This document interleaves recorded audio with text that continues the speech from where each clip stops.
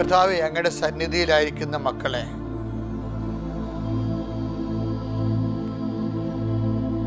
അങ്ങ് കനിവോടെ തെക്കൻ പാർക്കണമെന്ന് പ്രാർത്ഥിക്കുന്നു.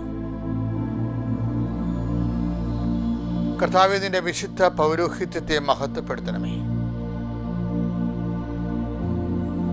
കർത്താവേ, അനേകം മക്കൾ അനേകം ഭൂഖണ്ഡങ്ങളിലെ ഈ പ്രാർത്ഥനയിൽ പങ്കെടുത്തുകൊണ്ട് പ്രാർത്ഥിക്കുന്ന സമയമാണ്. ഉദിച്ചുയരുന്ന പ്രഭാതത്തിലെ എങ്ങനെയാണ് ഇരുട്ട് നീങ്ങി നീങ്ങി പോണത് പോലെ കർത്താവേ, പ്രാർത്ഥനയുടെ ശക്തിയാൽ മക്കളുടെ മനസ്സിലുള്ള ഇരുട്ട്, പല സങ്കടങ്ങളുടെ ഇരുട്ട്, രോഗങ്ങളുടെ ഇരുട്ട്, നിരാശയുടെ ഇരുട്ട് കർത്താവ് നീങ്ങി നീങ്ങിപ്പോയി പൂർണ്ണമായ അനുഗ്രഹത്തിൻ്റെ സൂര്യപ്രകാശത്തെ കർത്താവിൻ്റെ സാന്നിധ്യത്തിൽ നിങ്ങൾ കുളിച്ചു നിൽക്കട്ടെ. കർത്താവിൻ്റെ ചെയ്ത് നിങ്ങളൊക്കെ ആവശ്യിക്കട്ടെ. കർത്താവ് എല്ലാ മക്കളുടെ നെറ്റിയിൽ നീ കുരിശു വരക്കണമേ ഈശോയെ.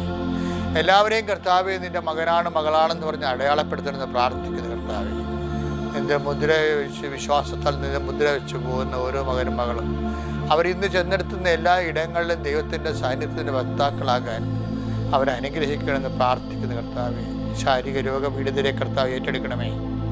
കടഭാരമുള്ളവരെ ഏറ്റെടുക്കണമേ. കർത്താവ് ജപ്തി നടപടിയിലേക്ക് വീണുപോയവരെ ഏറ്റെടുക്കണമേ. അവർക്ക് പുതിയ മാർഗങ്ങൾ കർത്താവേ, നിങ്ങൾക്ക് അജ്ഞാതമായ ആഹാരം എനിക്കുണ്ടെന്ന് ഈശോ പറഞ്ഞിട്ട് കർത്താവേ, അതുപോലെ നിങ്ങൾ അധ്വാനിക്കാത്ത ഭൂമി നിങ്ങൾക്ക് കൈവശമാക്കുമെന്ന് ജോഷുവയിലൂടെ ദൈവത്തിൻ്റെ വചനം സ്മരിച്ചുകൊണ്ട് അടിയൻ പ്രാർത്ഥിക്കുന്ന ഈശോയെ, സ്വന്തം ബുദ്ധിയോ കഴിവോ കൊണ്ട് നടക്കാത്ത കാര്യങ്ങൾ കർത്താവേ, നിൻ്റെ ബുദ്ധിയിൽ നടക്കുന്ന വിഷയത്തിലേക്ക് അവരുടെ മക്കളെ അങ്ങനെ ഏറ്റെടുക്കണം പ്രാർത്ഥിക്കുന്നു. കർത്താവ് പല കാര്യങ്ങളും പല വിഷയങ്ങളാകുന്നത് അവർക്ക് കഴിവില്ലാതെ വരുമ്പോഴാണ് ഈശോയെ.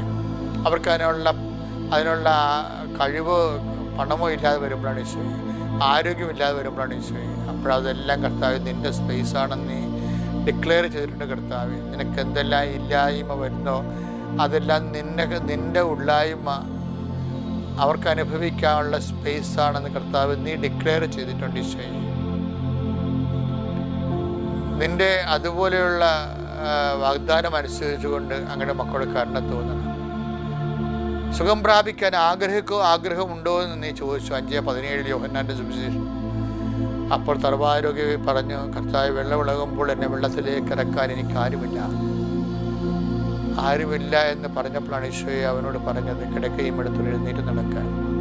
ഇല്ലായ്മയുടെ എല്ലാ അവസരങ്ങളിലും കർത്താവെ കൈനീട്ടി തന്നുകൊണ്ട് ഞങ്ങളെ പിടിച്ചു നടത്തുന്നവനെ, പത്രോസിനെ കടലിൽ നിന്ന് പൊക്കിയെടുത്തതുപോലെ സർവ്വാരോഗ്യ വെള്ളത്തിൻ്റെ അരികിൽ നിന്ന് പൊക്കിയെടുത്തതുപോലെ കർത്താവെ, തളർന്നു കിടക്കുന്ന മനസ്സുകളെ നീ പൊക്കിയെടുക്കണമെന്ന് പ്രാർത്ഥിക്കുന്നു. ഇന്നത്തെ ദിവസം കുറിച്ചു വെക്കാൻ പറ്റിയ ഓർമ്മക്കല്ലായി മാറാൻ വലിയ അനുഗ്രഹത്തിൻ്റെ അടയാളം നൽകണമെന്ന് പ്രാർത്ഥിക്കുന്നു. ഈ ദിവസം കർത്താവെ, നീ കൊടുത്ത അനുഗ്രഹത്താൽ മക്കൾ ഓർത്തിരിക്കുവാൻ വേണ്ടി അവർക്ക് സൗഖ്യമായി, സമാധാനമായി, അവർക്ക് സന്തോഷമായി കർത്താവെ നിൻ്റെ അടയാളവും സാന്നിധ്യം വ്യക്തമാക്കണമേ. ദൈവത്തിൻ്റെ കരുണയാൽ നീ പോകുന്ന ഇടങ്ങളിൽ നിൻ്റെ വലത്തും ഇടത്തും വീട്ടിലും വടിയിലും ജലത്തിലും കരയിലും മുകളിലും ഹൃദയത്തിലും കർത്താവിൻ്റെ ചൈതന്യവും സാന്നിധ്യവും സൗഖ്യവും വിടുതൽ അനുഭവിക്കാൻ ഇടയാക്കണം. അമ്മേ, പരിശുദ്ധമേ, ദേവമാതാവേ, നടന്ന് നീ കുരിശിൻ്റെ ചുവട് വരെ എത്തിയതുപോലെ ആ കുരിശിനെപ്പോഴും അതിജീവിച്ചുകൊണ്ട് നീ നിൻ്റെ തിരുക്കുമാരനെ മടിയിലേറ്റിയതുപോലെ അവൻ്റെ ശവക്കല്ലറ അനുദപിച്ചുകൊണ്ട് വീണ്ടും നീ പ്രാർത്ഥനയെ തുടർന്നതുപോലെ പ്രത്യാശയുടെ നീ നിന്റെ സ്വർഗാരോഹണത്തിൽ ഭൂലോകരാജ്ഞയിൽ നിന്ന് മുടിധരിപ്പിക്കപ്പെട്ട നിന്റെ സുവിശേഷ ജീവിതത്തിൻ്റെ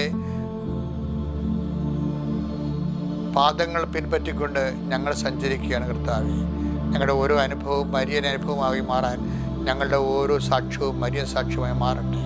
ദൈവത്തിൻ്റെ കരുണ നിങ്ങൾക്ക് ആവശ്യിക്കുകയും നിങ്ങളുടെ സാമ്പത്തിക തകർച്ചകൾ, കുടുംബത്തിൻ്റെ സമാധാന തകർച്ചകൾ, ശരീരത്തിൻ്റെ ആരോഗ്യ തകർച്ചകൾ, ജീവിതത്തിൻ്റെ എല്ലാ വരുമാന തകർച്ചകളുടെ മേലെല്ലാം ദൈവം ഇടപെടട്ടെ.